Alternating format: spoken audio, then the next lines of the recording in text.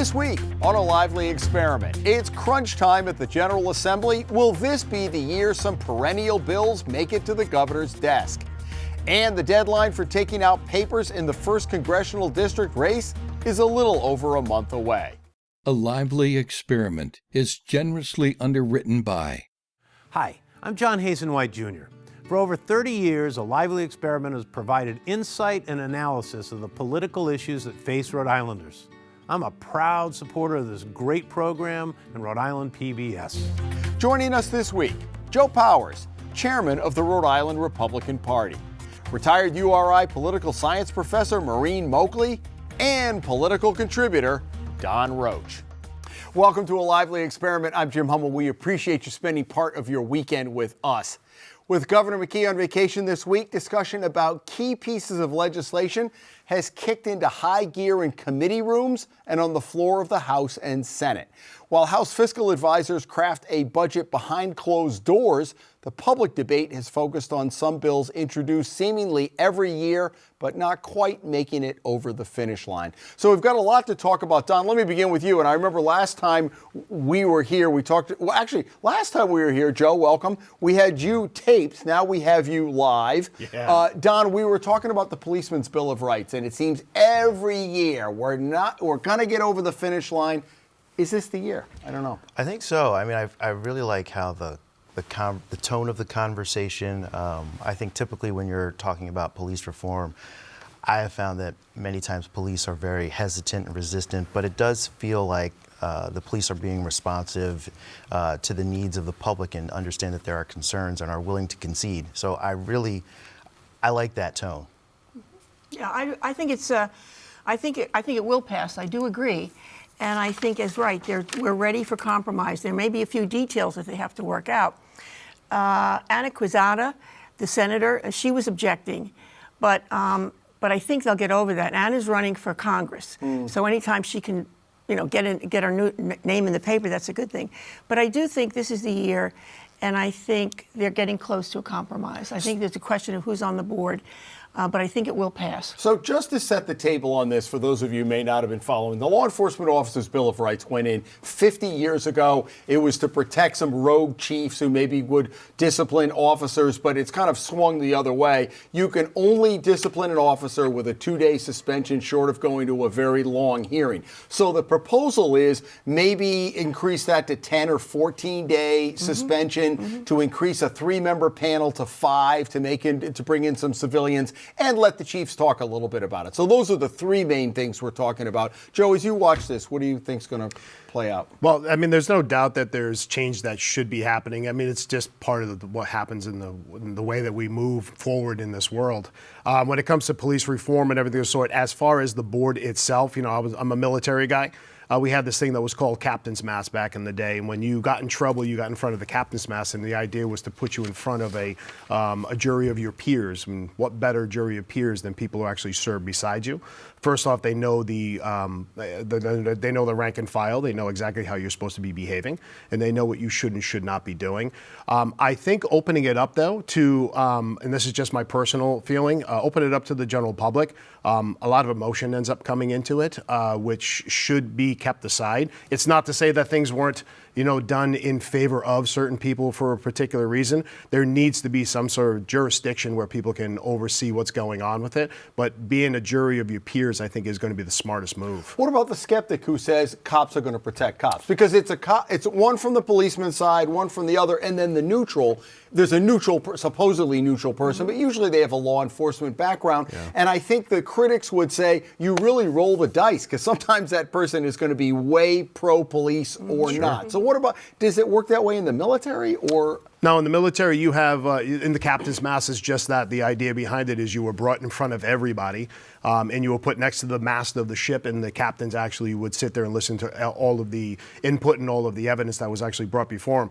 But by doing it with an outside force, having a third party there to regulate what's going on. I don't know if a member of the general public is the right move. Maybe there's some sort of attorney that can be brought in. Maybe there's some sort of a judge or some sort of magistrate that can be brought in to the same thing. You have to have some outside verification. Of course. I mean, this is not the military, Right. and they are public servants and they work for the public. And I think some of the recommendations are reasonable. It's a question of who will be on the board, and I think it's important to have outside influence. Sure. I think that's.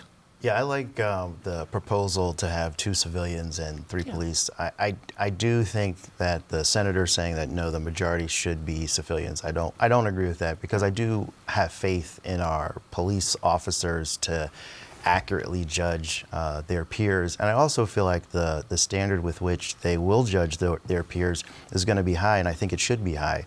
I think it does serve the public interest, but I think where I maybe diverge from Joe is I think having civilians on there, even if they are emotional, it's good to have that context because they are public servants. And I also don't think all civilians are going to be emotional in these proceedings, but they are going to provide a different perspective that I think is needed to help the public trust. And maybe to have some training along the way. Sure. I think the one thing the chiefs have complained about, as we know, these policeman Bill of Rights things sometimes go on for years. The police are continuing, the accused person is continuing to draw a paycheck, and you can only give a 2-day suspension. So maybe if you did 10 or 14, and look, I don't think you're going to, I read something about, they're going to do it if your cat's wrong. It's for the serious stuff. But I would think if a chief could give 10 or 14 days, that might eliminate a lot of the hearings. I think it's very important. I think that the chiefs need more say, and I think this compromise. I agree with Don. I think this is looking good, and I do think we need civilians on the board. And as to that, the 10 or 14 days, do you think that would yeah, help? definitely. A 10 or 14 days would help. Either one is going to be a significant punishment, and so I think every profession needs accountability. Whether you're a police officer, a teacher, a janitor, whatever, there needs to be accountability, and I don't think what we have today fosters accountability. Joe, what else are you looking at? I'm sorry. Well, no, I was going to say I agree. I think the idea of having the punishment's got to fit the crime, right? And the idea of making it a little bit more painful, if you would, whether it's in the pocketbook or disciplinary action of some kind, is actually where it's going to best benefit, and they're going to quote unquote learn their lesson, if you would. But I will say one thing to Don's point is the idea of the emotion being brought into the thing. It's got to be something that's got to be regulated as far as emotion is concerned. When emotions goes up, intelligence goes down. And to try and keep a straight head when it comes to it, this is why judges are the way they are. They try to keep judgment out of this as far as the emotional side of things. Well, the thing is, they're not going to appoint someone who's going to break down and cry. Oh, no, I'm One would not saying think that. have with some sort of professional background, Sure. and would be a reasonable person. I don't think outside of law enforcement, who might that be? Citizens. Okay. Citizens with experience in different aspects. Okay. There are a lot of competent citizens who are not going to break down and cry. Right. I'm not saying that, and again, I'm not saying somebody's going to get up to the panel and start crying. I'm just saying that it needs to be orchestrated to the point where it's more, it's following a process and a policy Right. as far as compared to somebody getting upset because they think something a certain way. That's all I'm saying. I'm not. Well, I also wonder if the John Lugo case is the classic example where the leadership wanted to fire him. He wound up, that case maybe at first blush looked a little worse than it was. He wound up getting his job back with just a couple of days suspension. I wonder if the leadership had the option of a heavier suspension, that they might have done that, and it wouldn't have had to go through that whole process. And I agree with that, because there are few. I think the police force is very well run and they serve us well, in the main. But there are a few really egregious ones, and they're put out. They have to sit out for 2 days. I mean, I think giving the leeway to have this extended, stay out of the suspension, so to speak. I think that's the right thing. I think the package looks really good. Joe, go ahead. Sorry, I was just responding to Joe about the emotion, and maybe I took his premise as is, but I think his premise though contains some bias, because if like the senator, she feels like police are biased towards police, right? And she's got a very real reason as to why she thinks that way. I don't think it's fair to say that civilians will be emotional. I think people will take the process very seriously. but they're just going to not have a police bias because maybe they don't have a police background. And I think it's good when you have diverse opinions making a decision, because when you have a diverse set of opinions, you can come to the best solution. So I don't think that people are inherently going to be emotional just because they're civilians. But it's interesting because when you talk about the senator, in other words, she had an axe to grind because her daughter was taken Had an interaction with police. Interaction with police. And again, she's running for Congress. Right. And she gets her name in the paper.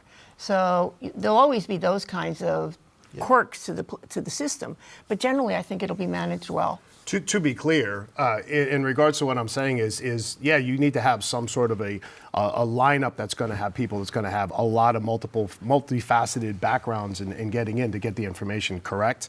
And I'm not saying that civilians are going to walk in door emotional, but I have yet to see a single defund the police or a rally or anything that didn't get emotional, didn't get loud. And when you have that and you get people cheering it on, it just gets out of hand. And when that emotion goes up, the intelligent factor just goes away from it. That's the only reason why I'm saying the devil's in the details on who you choose for the panel, Right, exactly. obviously. Maureen, what else are you looking at as we head into the home stretch? There's sales taxes in play, which is moderate, housing reform, there are a whole pile of stuff. What are you I'm really interested in the new proposals about housing.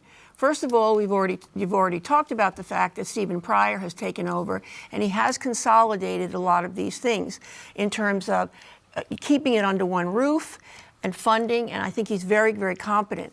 The new proposal that I'm thinking is interesting is the state may go in and take over some of the property and be the vendor, in other words, and that's a very innovative... Existing buildings? Yeah. Existing buildings that are, in other words, there's a package, and there's 14 bills. And one of them is, this new proposal is that the state can go in and use abandoned properties and things like that and build affordable housing and manage the thing. It's tricky when you think about the state managing this process. Because the state does such a great job with everything else, right? right? I mean, I think they do a good job, but I understand what you're saying. But one of the things that's in these provisions is that they're going to co-opt local control, because what happens at the local level is there's 39 cities and towns, and I think it's only 12 that have reached their commitment on affordable housing. Right. It's actually fewer than that. It's 7. I thought it was, well, anyway. But that's what sets some people hair on fire, loss of local control, right? Yeah, not necessarily hair on fire, but it makes the hair stand up, right? Like you said it yourself, is the idea, because the government has always done such a smash-up job. I'm in the world of real estate, have been for a very long period of time. Eminent domain, if used correctly, is 100 type of thing that is going to be benefit for everybody. But I don't know of any government agency that has ever been able to manage any type of real estate transactions. And inside the bill, if I'm not mistaken, it is that they can take possession of, they can also sell the properties as well. They actually take on the responsibility for selling it. And I'm curious on who's going to be selling it. Are they going to be licensed as realtors, brokers? Is that what we're going to be coming down to? And some guy sitting at the Department of Administration, right? Yeah, he's passing out his business card. Like, hey, I'll sell your eminent domain property if you want. Come see me. I got a fire sale going on. But the other side of it too is this bill also opens it up for them to pretty much take on any property that they want and take it away from local zoning, which is the last 3 or 4 bills that I've been actually researching and been looking at. 801 that's coming to the floor, and 3036, I believe it is, or 3063 it's coming. This is things that it just feels like it's a little bit more of an overreach from government, from the state level, that's actually impeding upon what the local municipalities are doing. Yeah, I think I would agree. I definitely feel like we've got affordable housing problem, but I don't think we need more government control. I would like more government enablement.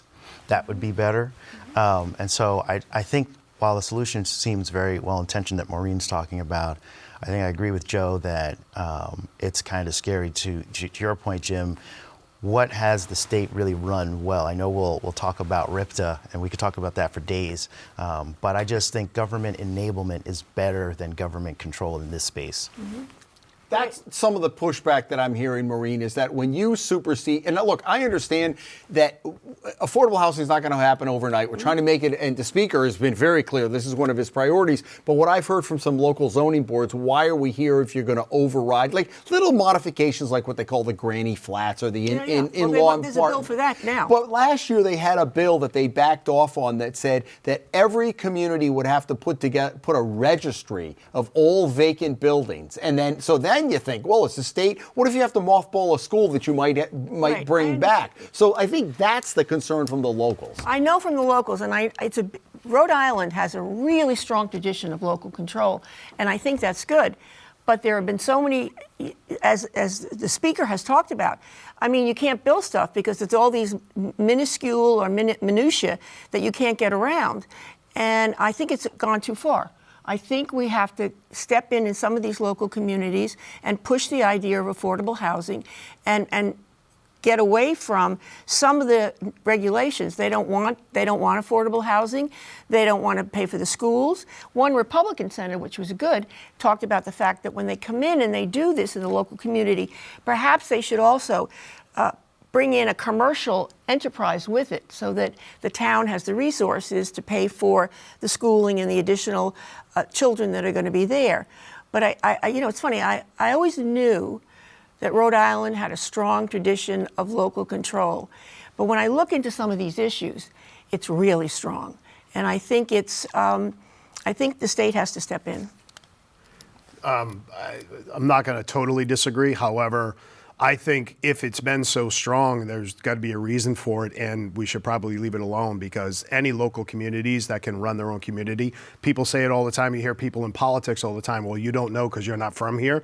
The same can be said in Rhode Island, from Cranston to Woonsocket to Westerly. I mean, there are different worlds or different lives.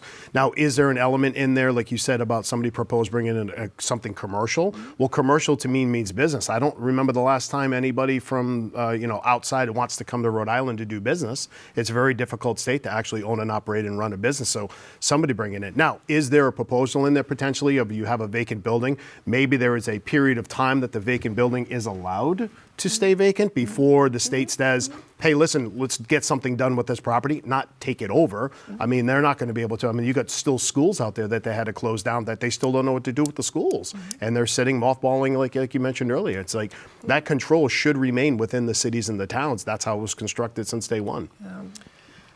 I don't really have anything to add other than I'm still stuck on the hair on fire comment from earlier, and I'm like, no hair over here. It was very insensitive. Very insensitive. Right. I'm sorry. Okay. You okay? Well, you know what? It's only as bad as somebody saying the redheaded stepchild. That's a phrase that I'm not so wild about. Hey, Joe, welcome. We had you, as I had alluded to before, I had interviewed you when you were first elected as GOP chairman. I don't know if I say congratulations or condolences. I'm sure you've heard both over the years.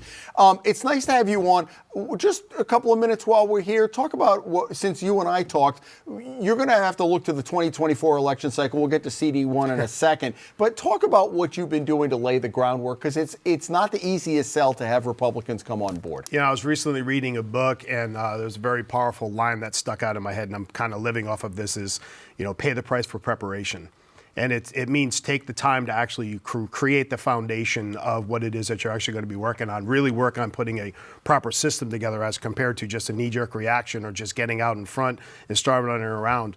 Over the last few months, that's pretty much exactly what we've been doing. Now, obviously, we've had a couple of hiccups pop up here and there, things that we're going to have to be facing, which is CD1, and then, unfortunately, the passing of Mary Ellen Goodwin, that we got that race coming up, and then also what's going on in Cranston at the exact same time.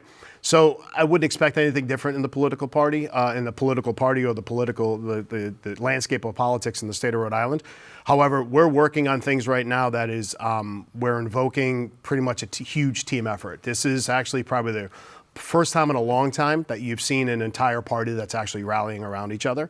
We've got a lot of input from the local communities, from the local cities and towns, a lot of new chairs, a lot of new delegates, and my phone doesn't stop ringing from ideas, thoughts, process, people volunteering, people wanting to do this, people wanting to do that. And we've got a great group of people that we're actually working with right now to get that foundation. So we're right now continuously, paying the price for preparation. We're making sure that we're putting everything in place properly before we actually take action. You've run Actually, in a city, Cranston, that has done well for Republicans, but being a Republican in Rhode Island, it's challenging. Tell me from the candidate's perspective what you need from the party. From the party, just, please just be competent and don't make it harder for us as candidates to run. Joe's leaving. He's out. Have some common sense. Talk about issues that really impact Rhode Islanders.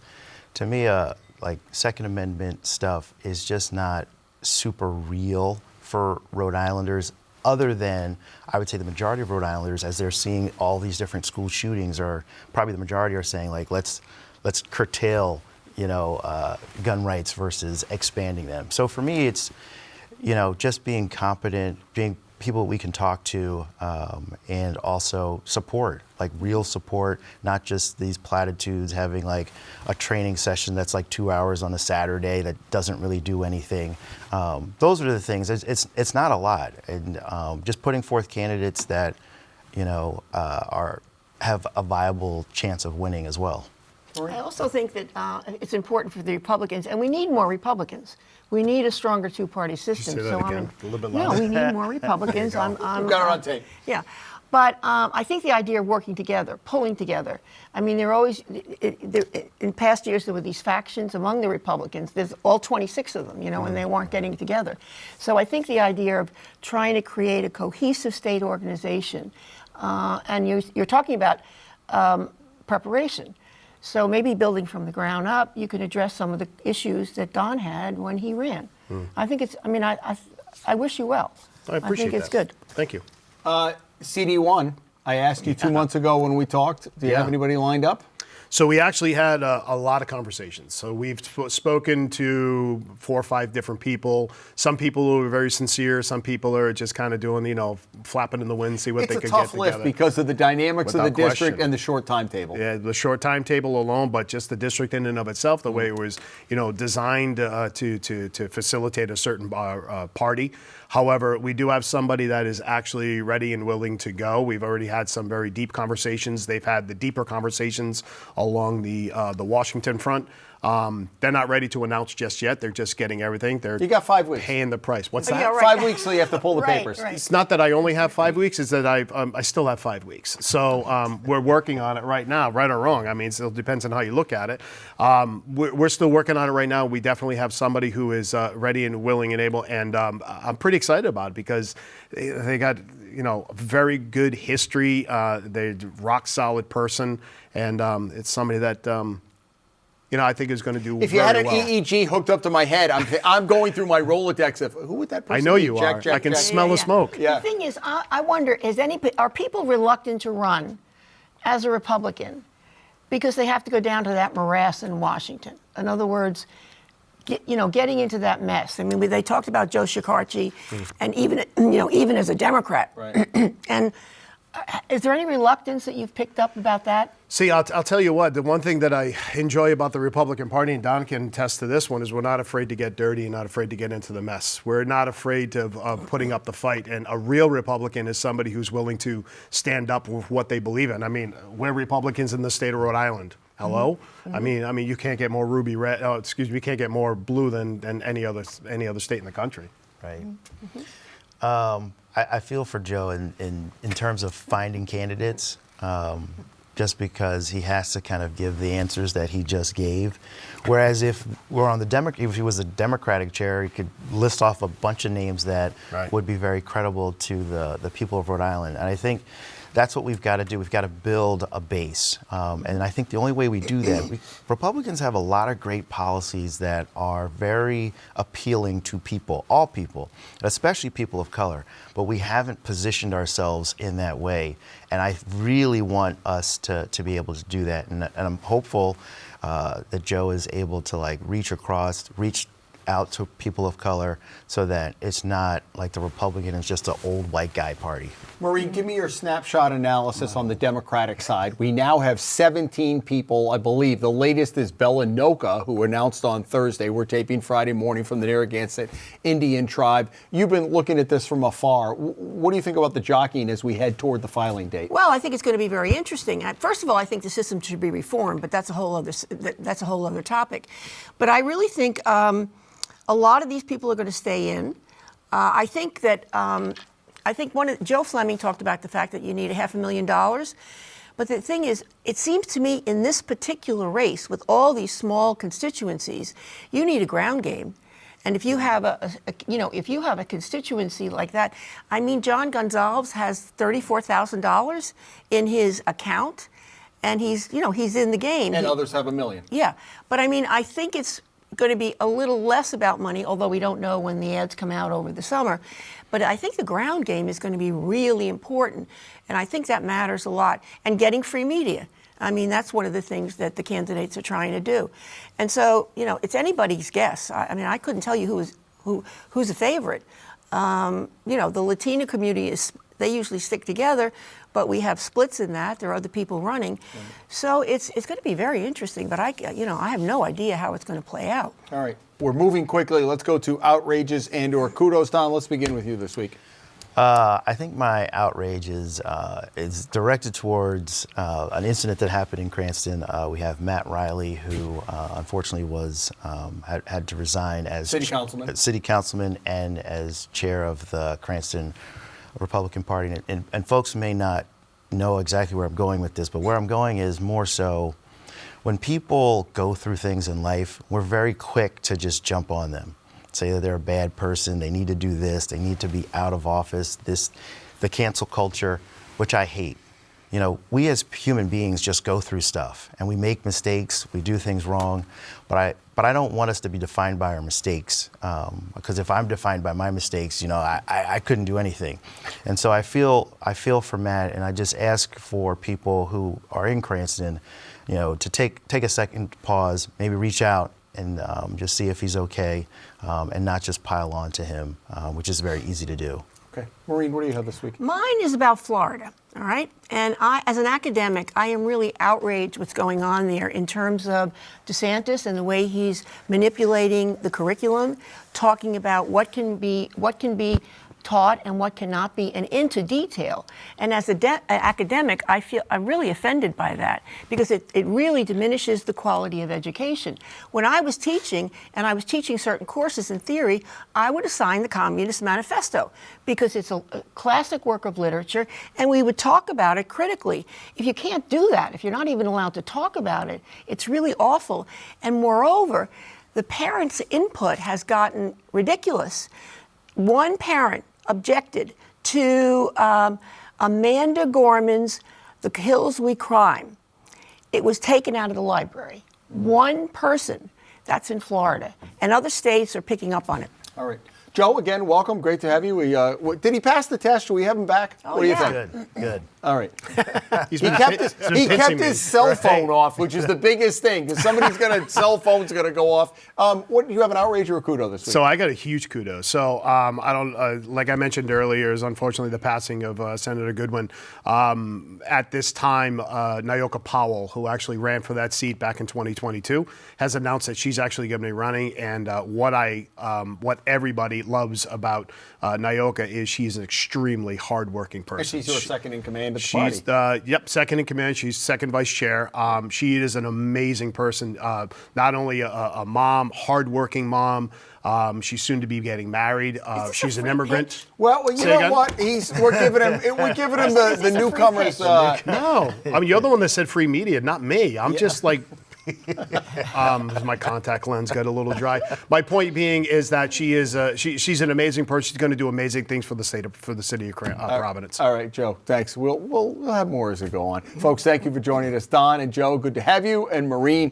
Folks, come back here next week. We are heading into the home stretch. Probably 3-4 weeks left of the General Assembly. We'll see what bills make it and what don't. We'll have the full analysis next week for you as the lively experiment continues.